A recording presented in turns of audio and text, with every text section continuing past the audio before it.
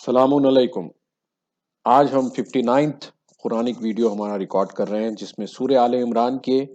172 سے لے کے 180 172 سے لے کے 180 ورسز تک کی تلاوت کرتے ہیں، مل جل کر سمجھنے کی کوشش کرتے ہیں، غور و فکر کرتے ہیں۔ اعوذ باللہ من الشیطان الرجیم۔ الذين استجابوا لله والرسول من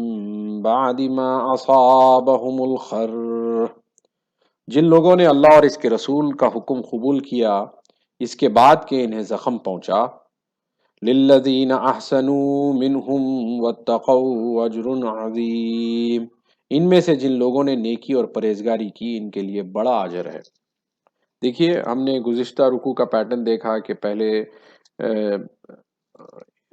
انفاق پہ بات چیت ہوئی کافی، پھر اس کے بعد میں اپنی موت کے ڈر کو ہمارے دلوں سے ہمیں نکالنے کی بار بار آیتیں بتائی گئی۔ تو اب اس کے بعد میں اور تمام جگہوں پہ مومنین کی پہچان ایک معنوں میں بتائی جا رہی ہے، اور مہدی موعود علیہ الصلوۃ والسلام نے بارہا لوگوں کو اس بات کی طرف دعوت دی کہ قرآن میں غور تو کرو کہ مومن کس کو کہتے ہیں۔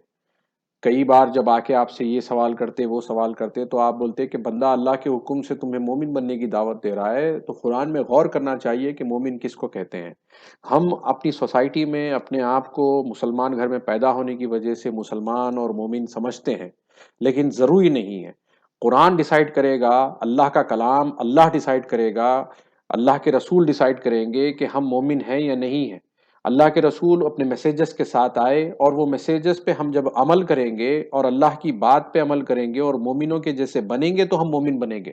جسٹ بیکاز ہمارے کلیم سے ہم مومن نہیں بن جاتے۔ تو اب دیکھیں یہاں پر بات ہو رہی ہے کہ جن لوگوں نے اللہ اور اس کے رسول کا حکم قبول کیا اس کے بعد کہ انہیں زخم پہنچا، یعنی کچھ نقصان پہنچا، فزیکل بیٹل میں نقصان پہنچا، ایموشنل نقصان پہنچا، کچھ مالی نقصان ہوا، اس کے باوجود بھی وہ ڈٹے رہے اللہ اور اس کے رسول کے میسیج پہ، تو ان میں سے جن لوگوں نے نیکی اور پرہیزگاری اختیار کی ان کے لیے بڑا اجر ہے، اللہ تعالیٰ کے پاس اجر ہے، مینی فولڈز ریٹرن میں۔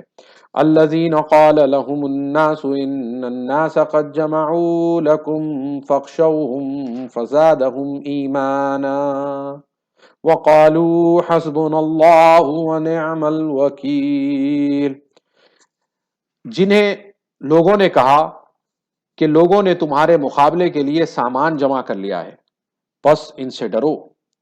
تو ان کا ایمان زیادہ ہوا، مومنین کا اور ایمان زیادہ ہوا، اور انہوں نے کہا ہمارے لیے اللہ کافی ہے اور وہ کیسا اچھا کارساز ہے۔ تو اکثر اوقات پہ چونکہ اللہ کا یہ نظام ہے کہ حق پہ جو جماعت رہے گی اس کی قلت رہے گی، وہ کم رہیں گے، اور کثرت میں ایک آپ کو جمہور دکھے گا، بہت زیادہ لوگ دکھیں گے۔ تو یہ آپ کے ایمان کا امتحان ہے کہ آپ اللہ کو اپنا وکیل مانیں گے، اللہ کو اپنا کارساز مانیں گے، یا اس کمیونٹی کو جو آپ کو دکھ رہی ہے کثرت، لیکن جن کے دلوں میں ایمان ہوگا وہ اس کمیونٹی کی حقیقت اللہ کے سامنے کچھ نہیں سمجھیں گے۔ آپ ایک گروپ کو کچھ نہیں سمجھیں گے اللہ کی حکم کے سامنے۔ تو جب آپ یہ کہہ اٹھیں گے کہ اللہ ہمارا کارساز ہے، حسبنا اللہ ونعم الوکیل، تو جب کوئی ہمیں ڈرانے کی کوشش کرے تو آپ چیک کریں کہ آپ کو دل میں ڈر پیدا ہو رہا ہے یا آپ کا ایمان اور بڑھ رہا ہے۔ جب آپ کا ایمان بڑھ جائے گا تو یقیناً آپ جو ہے صحیح راستے پہ ہیں اور آپ جو ہے آگے بڑھ رہے ہیں۔ فَانْقَلَبُوا بِنِعْمَةٍ مِّنَ اللَّهِ وَفَضْلٍ لَّمْ يَمْسَسْهُمْ سُوءٌ وَاتَّبَعُوا رِضْوَانَ اللَّهِ وَاللَّهُ ذُو فَضْلٍ عَظِيمٍ، پھر وہ لوٹے اللہ کی نعمت اور فضل کے ساتھ، انہیں کوئی برائی نہ پہنچی اور انہوں نے پیروی کی رضا الہی کی، اور اللہ بڑے فضل والا ہے۔ انما ذالکم الشیطان یخوف اولیاءہ فلا تخافوہم وخافون ان کنتم مؤمنین، اس کے سوا نہیں کہ شیطان تمہیں ڈراتا ہے اپنے دوستوں سے، سو تم ان سے نہ ڈرو اور مجھ سے ڈرو اگر تم ایمان والے ہو۔ تو آپ نے غور کیا کہ شیطان جو ہے کوئی ایک جیسا ہمیں ڈیمونائز کر کے کچھ چیز بتائی جاتی ہے، ایسا نہیں ہے۔ ہمارا نفس ہمارے لیے شیطان ہے، ہمارے ساتھی کا نفس جو اس کو برائی کی طرف راغب کر رہا ہے وہ شیطان ہے، اور ایک ایسا شخص جو ٹوٹلی طاغوت کو سبمٹ کر چکا ہے، باطل کو سبمٹ کر چکا ہے، اور اس کا کام سوائے یعنی شر پھیلانے کے اور کچھ نہیں، ایسا شخص بھی شیطان ہے۔ تو اللہ تعالیٰ فرما رہا ہے ہمیں کہ اس کے سوا نہیں کہ شیطان تمہیں ڈراتا ہے اپنے دوستوں سے، یعنی اللہ کے اگینسٹ والے کام کرنے والوں کے جمہور کو بتا کے شیطان آپ کو ڈرائے گا کہ بھائی دیکھو وہاں پر اتنی کثرت ہے، وہ آپ کو تباہ تاراج کر دیں گے، آپ کا جانی مالی نقصان ہو جائے گا، آپ جو ہے یہ چیزیں مت کرو، آپ حق کی آواز بلند مت کرو، آپ جو ہے ظالم کے سامنے گھٹنے ٹیک دو، ایسی باتیں کرے گا۔ تو اللہ تعالیٰ فرما رہا ہے کہ سو تم ان سے نہ ڈرو اور مجھ سے ڈرو اگر تم ایمان والے ہو۔ تو یہاں پر جو کنڈیشن دیکھیے آپ، مومن بننے کی ایک کنڈیشن، تو ایسی کئی آیتوں میں آپ کو کنڈیشن ملے گی جس سے پتا چلے گا کہ مومن بولتے کس کو ہیں، اور اگر آپ مومن ہیں تو آپ ایسے کنڈیشن میں جب پڑھیں گے تو آپ کو پتا چل جائے گا کہ آپ کا ایمان کا لیول کیا ہے۔ تو سو تم ان سے نہ ڈرو اور مجھ سے ڈرو اگر تم ایمان والے ہو۔ اگر ہم خدا نخواستہ ایسے ڈرانے والے لوگوں سے ڈر جائیں گے، آپ حق کی آواز بلند نہیں کریں گے، تو کیا ہوگا؟ آپ جو ہے ایمان پہ نہیں ہیں، ہم جو ہے ایمان پہ نہیں ہیں خدا نخواستہ ایسے وقت پہ۔ وَلَا يَحْزُنكَ الَّذِينَ يُسَارِعُونَ فِي الْكُفْرِ، اور آپ کو غمگین نہ کریں وہ لوگ جو کفر میں جلدی کرتے ہیں۔ اب ہوتا یہ ہے کہ جب آپ مل جل کر کچھ کام کرنے کی کوشش کرتے ہیں تو آپ کے ساتھ کچھ لوگ رہیں گے جو ایسے پریشر کو سبمٹ کر دیں گے۔ جب ایسے پریشر کو سبمٹ کر دیں گے تو آپ کو ایک فیلنگ آتی ہے کہ بھئی ہمارے گروپ کا ایک آدمی ایسا ہو گیا۔ تو اللہ تعالیٰ، اللہ کے رسول تو فرسٹ ریسیپینٹ ہے، ان کو کہہ رہا ہے کہ آپ کو غمگین نہ کریں وہ لوگ جو کفر میں جلدی کرتے ہیں، یعنی وہ سبمٹ کر دیتے ہیں پریشر کو، ظالم کو سبمٹ کر دیتے ہیں، تو آپ غمگین نہ ہو، آپ غمگین مت ہوئیے۔ یہ ایک امتحان ہے جس میں کتنے لوگ کامیاب ہوں گے، کتنے لوگ ناکام ہوں گے، یہ اس کا امتحان ہے۔ دیکھیے یہاں پر وہ ریلیونٹ ہے، مہدی موعود علیہ الصلوۃ والسلام نے جو حکایت پیش کی ہے،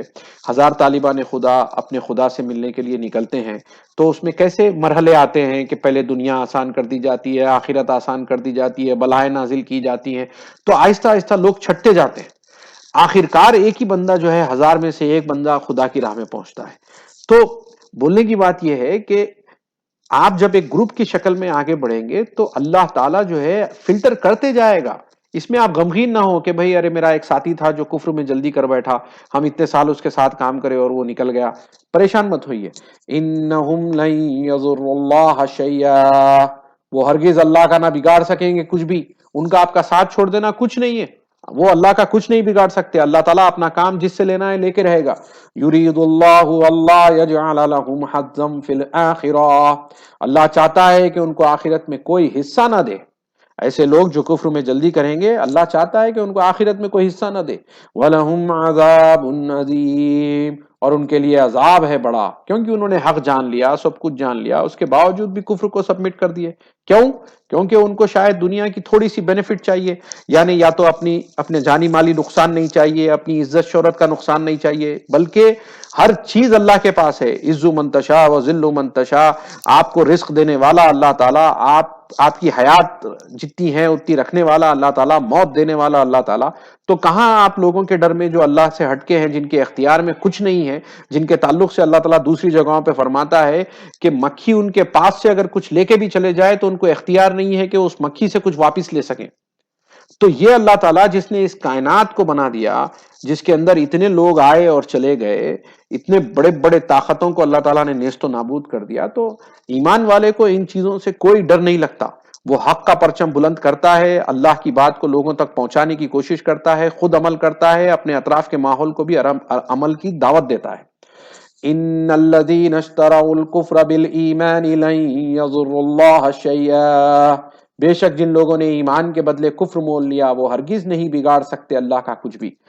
کچھ بھی، یعنی اگر انہوں نے بیچ دیا اپنے ایمان کو کفر کے لیے، سبمٹ ہو گئے، کمپرومائز کر دیے چیزوں کو، گھٹنے ٹیک دیے، تو کچھ اللہ کا کچھ نہیں بگاڑ سکیں گے۔ وَلَهُمْ عَذَابٌ أَلِيمٌ، اور ان کے لیے دردناک عذاب ہے۔ وَلَا يَحْسَبَنَّ الَّذِينَ كَفَرُوا أَنَّمَا نُمْلِي لَهُمْ خَيْرٌ لِّأَنفُسِهِمْ،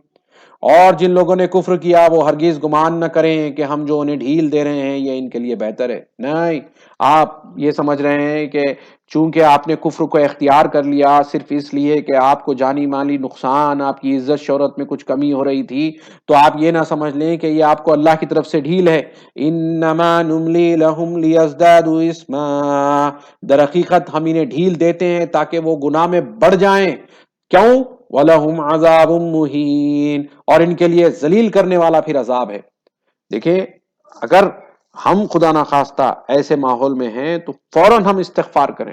ہمارے پاس جو تیت الوضو کا طریقہ ہے، فوراً ہمیں جو ہے ہر نماز سے پہلے استغفار کروا رہا ہے، ہمیں شرک خفی، شرک جلی، تمام چیزوں سے توبہ کروا رہا ہے، پھر ہمیں اللہ کی بارگاہ میں پہنچا رہا ہے۔